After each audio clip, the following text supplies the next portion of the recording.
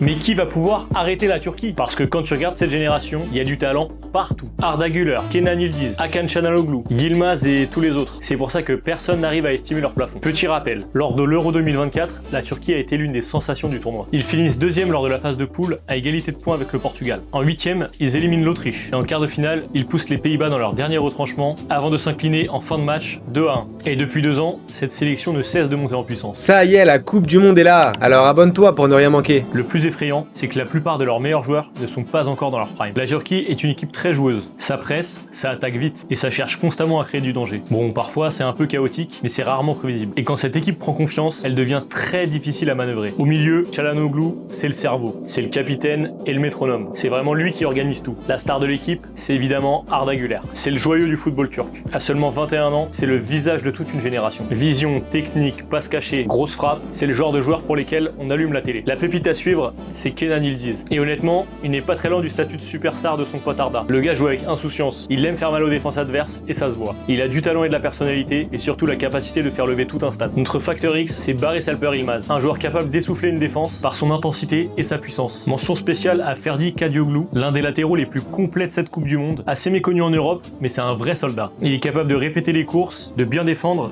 et d'apporter offensivement. Notre prono, 8e ou même quart de finale. Parce que cette équipe a le petit surplus de talent que les sélections intermédiaires n'ont pas. Des stars capables de gagner un match à elles seules. Quand tu combines l'expérience de Çalhanoğlu avec toute l'énergie de cette jeunesse, tu obtiens une équipe que personne ne veut affronter. Et vous les voyez finir où? Dites-le nous en commentaire.